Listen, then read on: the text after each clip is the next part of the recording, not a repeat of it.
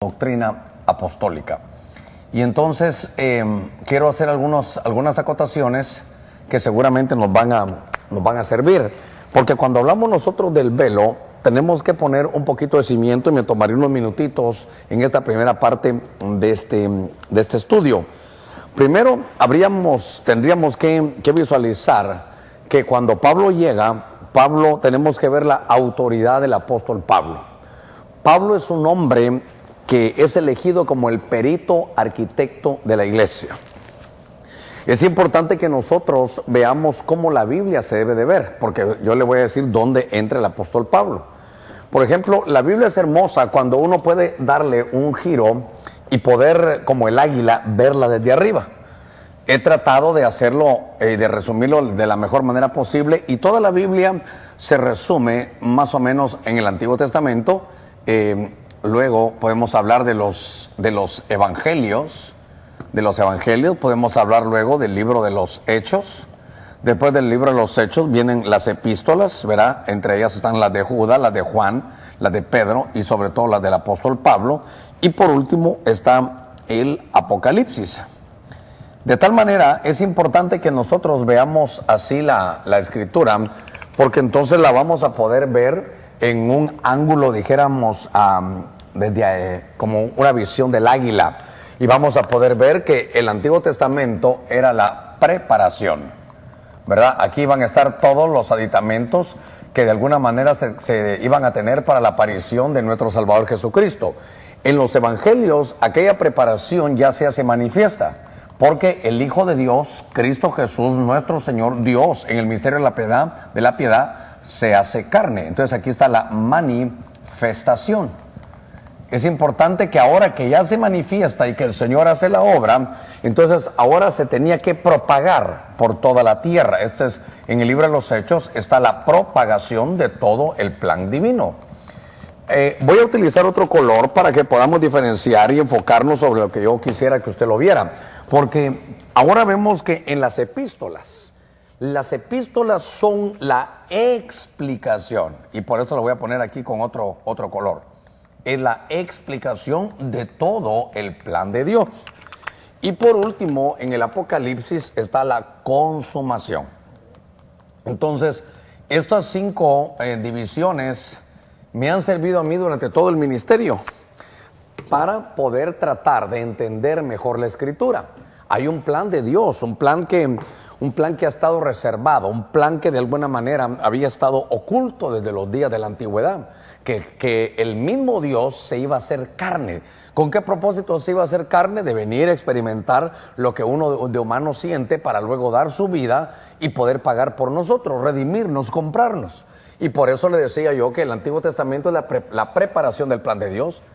El Evangelio es la manifestación del plan de Dios. Aquí Dios se hecho carne ya. En los Hechos se propaga este Evangelio, que es la propagación, las epístolas, la explicación, y el Apocalipsis, la consumación.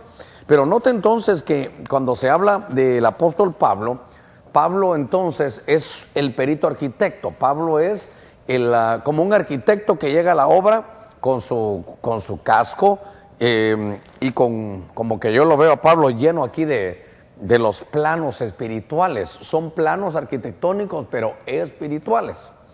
Es importante que usted ponga atención en esto. Le voy a decir por qué. Porque entonces las epístolas son la explicación de todo el plan de Dios. El plan que se preparó, el plan que se manifestó y el plan que se propagó. Las epístolas son los planos para edificar la iglesia. La iglesia no se edifica por modas o por implementar un mercadeo o unas buenas relaciones públicas o un buen plan de marketing. No. La iglesia aquí en las epístolas se mira cómo se puede edificar. Y entonces para mí era importante tomar estos minutos, porque Pablo, cuando llega a las iglesias, él es un apóstol. Él llega, va a los cultos, se sienta, se para, participa. Y entonces Pablo dice, aquí vi algo, en esto los alabo, muy bien hecho, los felicito. A la epístola a los Corintios, cuando Pablo llegaba a los Corintios, les decía, ¿saben qué? En esto no los alabo, aquí están mal. Y entonces Pablo, en medio de aquella manifestación tan hermosa, porque la iglesia de los Corintios era una iglesia con cobertura apostólica, él la cubría. La iglesia de los Corintios era una iglesia poderosa porque tenía manifestaciones de los dones del Espíritu.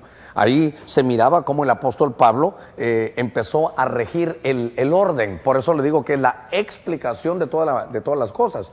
Cómo uno va a manejar los dones del Espíritu.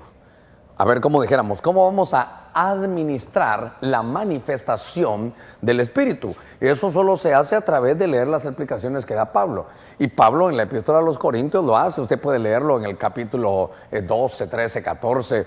Y seguramente que desde el capítulo 11 nos viene hablando de una de las regulaciones que Pablo tuvo que hacer.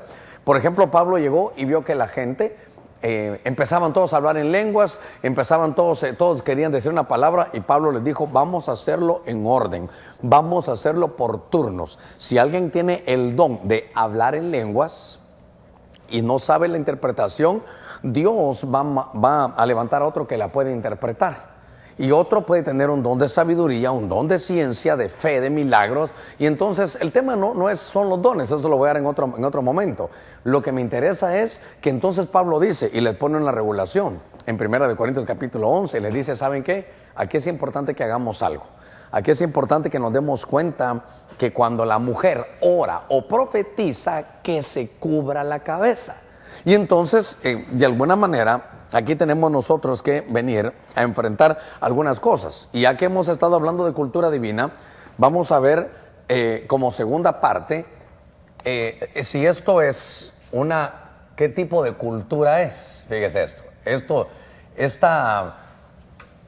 de que la mujer se debe de cubrir la cabeza cuando ora o profetiza, si es cultura griega, ¿verdad? Porque estamos hablando de los griegos ahí con los corintios, o es cultura divina.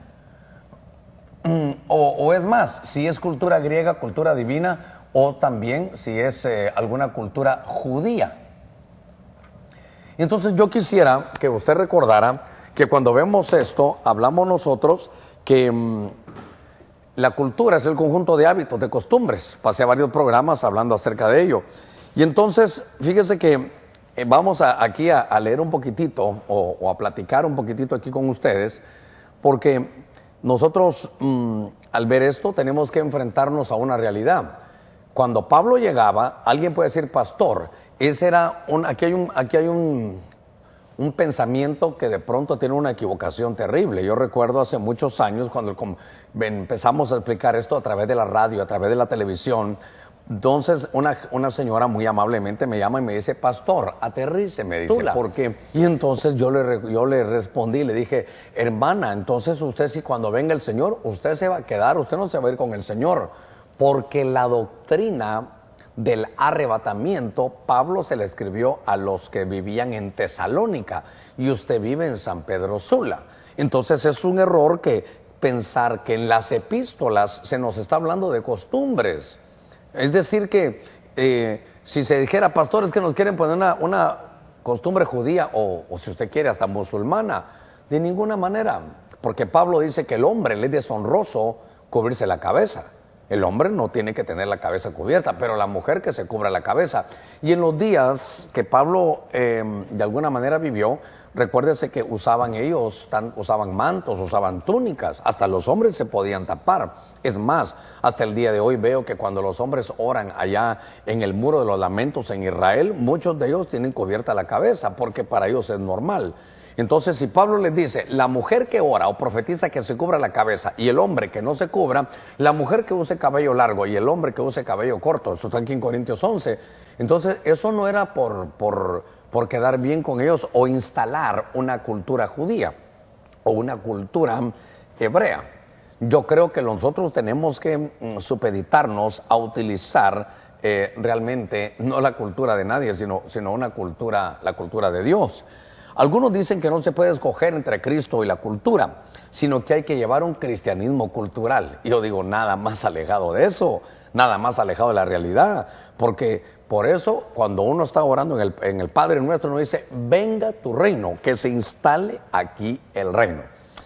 Entonces es importante que nosotros podamos, dijera yo, descalificar de entrada que esto puede ser una doctrina o una costumbre o parte de una cultura judía. Seguramente no lo es. Los griegos eran soberbios. Recuérdense que los griegos se creían los que sabían mucho. Entonces Pablo les dice, ¿verdad?, que a los griegos les dice y les da a entender que cuando él llega les dice, yo estuve en la reunión con ustedes y veo que no lo están haciendo bien. Por eso les quiero enseñar la cultura divina. En la cultura divina dice que toda mujer que ora o profetiza, que se cubra la cabeza y que el hombre no se cubra.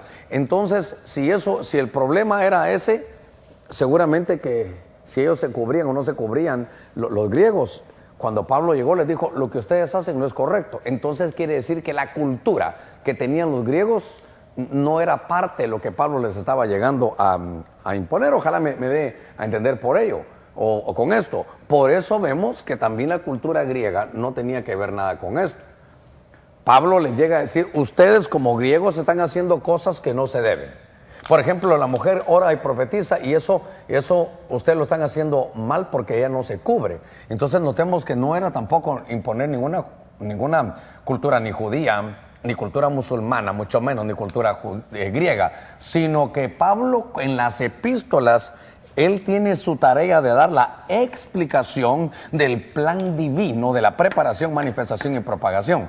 Una vez que tengamos bien explicado todo lo que la iglesia debe ser, va a venir la consumación de todo el plan de Dios. Entonces era una cultura divina. Por eso insisto que uno dice, venga tu reino, hágase tu voluntad. Así en la tierra, así se debe de hacer aquí en el cielo. Y entonces por eso la Biblia, usted puede abrirla ahí un poquitito y se va a dar cuenta que dice en 1 Corintios 11:16, pero si alguno parece ser contencioso, nosotros no tenemos tal costumbre. ¿Quién es nosotros? El apóstol Pablo. ¿Quiénes nosotros? Los apóstoles no tenemos costumbre de ser contenciosos. ¿Por qué? Porque a nosotros nos toca el evangelio de enseñar, el evangelio de, ¿sabe qué dice? De las rogativas. Ahora, a mí me toca exponer, no imponer. Porque lo de ser contencioso, dice, no es costumbre, no es cultura, ni apostólica, ni de las iglesias de Dios. Entonces, por eso le decía yo que los griegos, cuando llegaba el Señor ahí con los griegos, llegaba a sentar doctrina apostólica como cultura divina. Yo le decía que no era cultura judía, mucho menos musulmana. Pues usted sabe, como le decía, que los hombres se cubrían con talit, ¿verdad? Y también ellos se cubrían.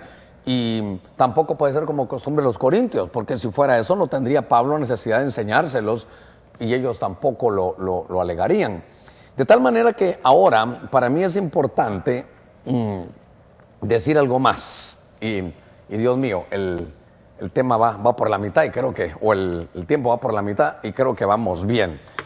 Esto para mí es importante. Mire, tan importante es que si no me da tiempo terminarlo todo hoy, en la segunda parte lo vamos a tener que ver, porque en las cosas de Dios hay dos sistemas que se conjugan, uno complementa al otro. Entonces hay que ver en la Biblia, hablamos de este como el punto número 1, hablamos de la cultura como el punto número 2 y ahora vamos al punto número 3. Y en el punto número 3 hay dos sistemas en la Escritura, hay dos sistemas que se mueven en la Escritura. Y es el sistema de la gracia y es también el sistema del gobierno. Entonces, eso es importante que de alguna manera lo vayamos a platicar. Entonces, por ejemplo, cuando hablamos del sistema de la gracia, el sistema de gobierno, tenemos que saber, por ejemplo, que en el sistema de la gracia todos somos iguales. Dios no derramó más sangre por mí que por usted, porque aunque yo sea pastor, ahí ya no hay judío ni griego, ahí ya no hay varón ni hembra, ahí somos todos iguales, ahí somos todos iguales. Ese es sistema de la gracia, pero está también el sistema de gobierno. En el sistema de gobierno sí hay jerarquías. A ver, se lo voy a explicar, ¿sabe cómo? Cuando Jesucristo oraba y decía, Padre, tú que estás en los cielos, Jesucristo, ¿y tú por qué haces eso? Yo solo hago lo que veo hacer a mi Padre. Yo no les digo nada, yo solo vengo a decirles lo que mi Padre me envió a que les diga. Entonces ahí había como una jerarquía y esto confunde a muchos, porque dicen entonces aquel es Dios y el Hijo no, de ninguna manera. Ahí se están trabajando con el sistema de gobierno. Pero pastor, entonces en el sistema de la gracia, dice Cristo en Juan 10:30, el Padre y yo una sola cosa somos. Entonces en el sistema de la gracia son iguales, pero en el sistema de gobierno hay jerarquías. Y entonces aquí es donde de alguna manera empiezan algunas situaciones que nosotros vamos a ver. En el sistema de la gracia, por ejemplo, Juan, yo le decía en Juan 10:30, ¿verdad? Que dice que son una misma cosa, pero en el sistema de gobierno dice la Biblia en Corintios 11, Dios es la cabeza de Cristo, Cristo la cabeza del hombre y el hombre la cabeza de la mujer. Entonces aquí hay un sistema de gobierno jerárquico totalmente establecido. Usted lo puede ver conmigo donde dice que Dios, fíjese, Dios en el sistema de gobierno, Dios es la cabeza de Cristo.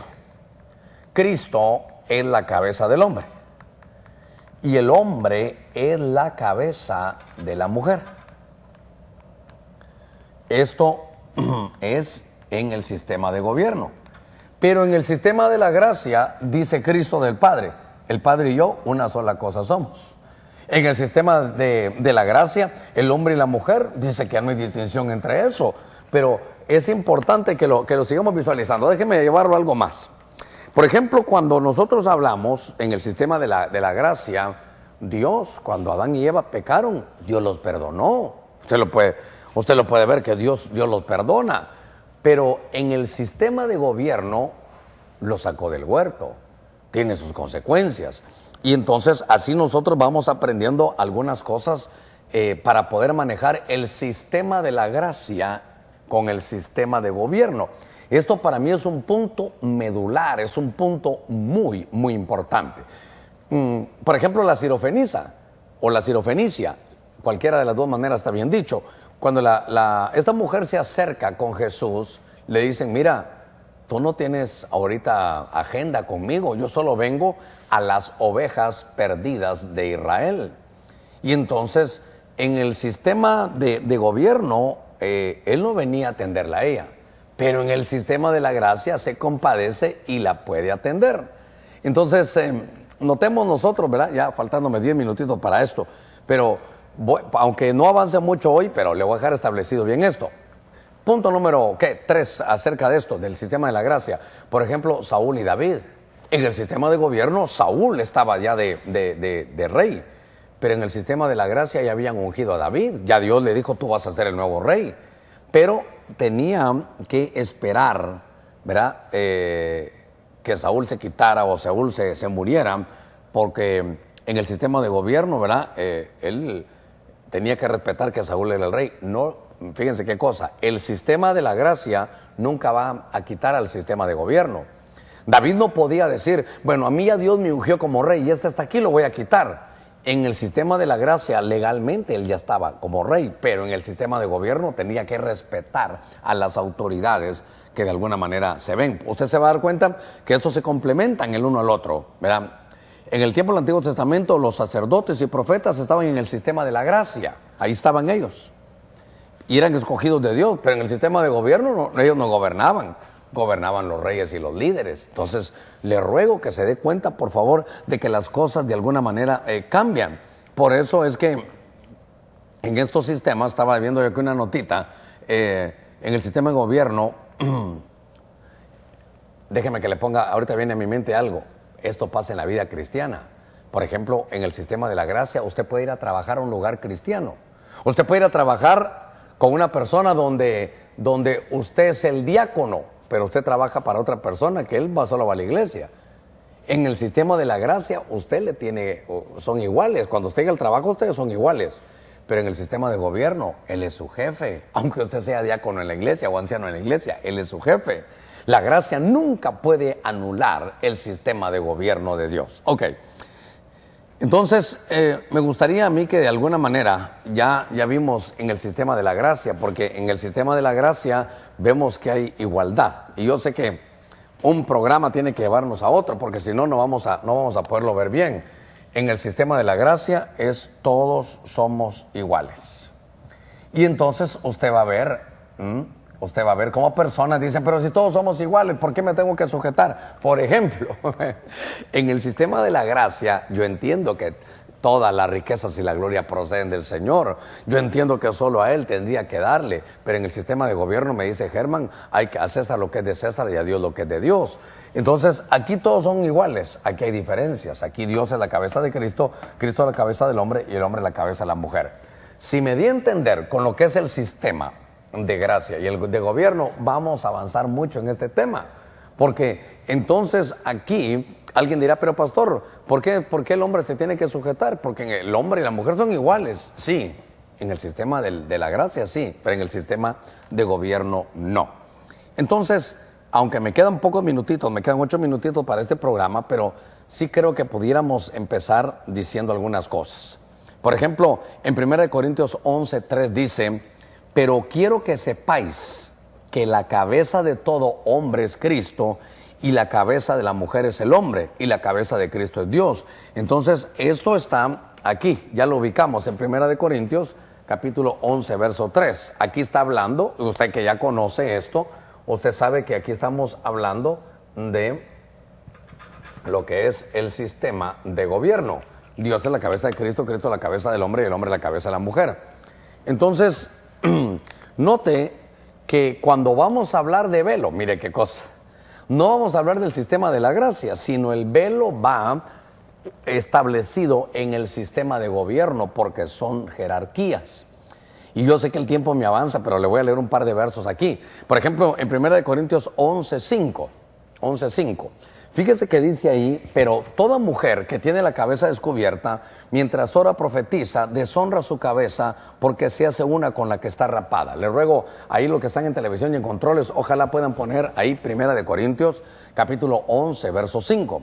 Dice, pero toda mujer que tiene la cabeza descubierta, mientras ora profetiza, deshonra su cabeza porque se hace una con la que está rapada. Ahora, es importante que nosotros veamos algo, que en 1 Corintios 11 no dice porque toda hermana. ¿Por qué dice porque toda mujer? Obviamente está hablando de las mujeres cristianas porque está hablando de las mujeres que están en la iglesia de los Corintios. Y dice toda mujer, no dice toda hermana. Entonces, aquí estamos trabajando y enseñando, no en el sistema de gracia, estamos hablando en el sistema de gobierno. Le ruego que se dé cuenta que no dice hermana, sino quiero que sepáis. Y esto qué importante, ¿verdad? Pablo estaba ahí enseñando y era importante que le dijera, quiero que sepáis, como usted lo ve ahí en su pantalla, ¿verdad? Toda mujer que tiene la cabeza descubierta mientras ora profetiza, deshonra su cabeza. Entonces, aquí no habla de nuestra posición en Cristo, porque nosotros estamos en la misma posición como iglesia, sino que aquí nos habla del orden de la creación. Primero fue el hombre y después fue la mujer. Entonces, yo por eso le digo que en las epístolas de Pablo, Pablo le habla a la mujer que va a la iglesia, a la mujer que de alguna manera tiene su vida en el Señor. Entonces, yo creo que en este sistema estamos aprendiendo nosotros cómo Dios va a mover las cosas. Ahora, dice la Escritura que se cubra o que se rape. Estamos hablando del velo de la mujer. Y sé que me quedan unos pocos minutitos, pero creo que este programa va a ser especial y lo voy a hacer un poquitito más grande, porque tal vez no es bueno que lo deje en tema 1 y tema 2. Así que lo voy a llevar aquí con usted para que lo podamos ver. En 1 Corintios 11:5, yo le ruego que tenga ahí su Biblia a la mano y lo pueda leer. Fíjese que dice, toda mujer que tiene la cabeza descubierta mientras ora profetiza, deshonra su cabeza, porque se hace una con la que está rapada. Porque si la mujer no se cubre la cabeza, que también se corte el cabello. Pero si es deshonroso para la mujer cortarse el cabello o raparse, que se cubra. Tal vez habría que ver también, ¿verdad?, que ahí en 1 Corintios 11, la Biblia dice, las epístolas que son la explicación dicen que la mujer tiene que tener el pelo largo y que el hombre tiene que tener el pelo corto. Hay una diferenciación, ¿verdad?, que el hombre debe tener el pelo corto. Y aquí no es porque ya no nos salga o por otra cosa, sino que la Biblia dice que al hombre le es honroso el pelo corto, pero que a la mujer le es deshonroso dejarse el pelo corto, no, que le es honra a ella dejarse crecer el cabello. Y entonces nos damos cuenta que toda mujer que tiene la cabeza descubierta mientras ora o profetiza, deshonra su cabeza. Ahora, aquí la Biblia manda, aquí la Biblia no sugiere, y solo se da para orar y profetizar. Entonces hay dos actividades en que la mujer tiene que tener su marca de autoridad, tiene que tener su cubierta, su velo, para que nos demos cuenta de eso, porque si se da cuenta en el sistema de gobierno, ahí está de azul, hay tres cabezas. Dios, uno, que es la cabeza de Cristo. Dos, Cristo es la cabeza del hombre. Y la tercera cabeza, que el hombre es la cabeza de la mujer. Entonces, en el verso 15, yo quiero que vaya conmigo ahí a 1 Corintios 11, 15, y entonces aquí vamos a ver, aquí es importante, es otro punto muy importante que vamos a visualizar. Y creo que va a ser un poquito difícil, sí, voy a tratar de hacerlo aquí, un punto más.